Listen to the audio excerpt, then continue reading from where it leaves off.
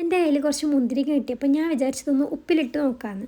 കുറേ വീഡിയോസിലൊക്കെ ഞാൻ കണ്ടിട്ടുണ്ട്. അപ്പം ഞാൻ വിചാരിച്ചു എനിക്കൊന്ന് ഉണ്ടാക്കി നോക്കണമെന്ന്. അപ്പം ഞാൻ ചെറിയൊരു ബോട്ടിലാണ് കേട്ടോ ഉപ്പിലിട്ട് വെക്കുന്നത്.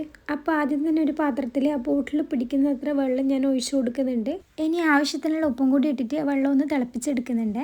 ഇനി നമ്മൾ കഴുകിയെടുത്തിട്ടുള്ള മുന്തിരി ആ ബോട്ടിലേക്ക് ഒന്ന് ഇട്ടെടുക്കേ. എനിക്ക് കാന്താരിയൊക്കെ ഉപ്പിലിട്ട് കഴിക്കാൻ ഭയങ്കര ഇഷ്ടമാണ്. അതുകൊണ്ട് ഞാനൊരു 3 കാന്താരി അതിലൊന്ന് ആഡ് ചെയ്ത് കൊടുക്കുന്നുണ്ട്.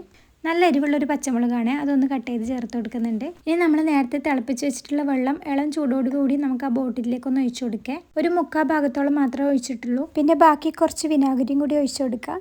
ഇനി ഇതൊന്നും എല്ലാം കൂടി ഒന്ന് മിക്സ് ചെയ്ത് വരാൻ വേണ്ടിയിട്ട് ഒന്ന് അങ്ങോട്ടും ഇങ്ങോട്ടും ആക്കിയിട്ട് ഒന്ന് കുലുക്കി കൊടുക്കുന്നുണ്ട്. ഇനി ഇതൊരു 3 ദിവസം കഴിഞ്ഞിട്ട് നമുക്ക് എടുക്കേ. അങ്ങനെ ഞാൻ 3 ദിവസത്തിന് ശേഷമാണ് കേട്ടോ ഈ ബോട്ടിലൊന്ന് തുറന്നു നോക്കുന്നത്. ഇതിൻ്റെ കളർ ചേഞ്ച് ആയിട്ട് കാണുമ്പോൾ മനസ്സിലാകുന്നുണ്ടാവും. ഞാനിവിടെ പുളിയില്ലാതെ മുന്തിരിയാണ് കേട്ടോ എടുത്തത്. എനിക്കിത് നല്ലപോലെ ഇഷ്ടമായിനെ. ഇതിൻ്റെ പുറത്തൊക്കെ നല്ലോണം വിനാഗിരിയൊക്കെ പിടിച്ചിനെ. കഴിക്കാനൊക്കെ നല്ല ടേസ്റ്റ് ഉണ്ട്.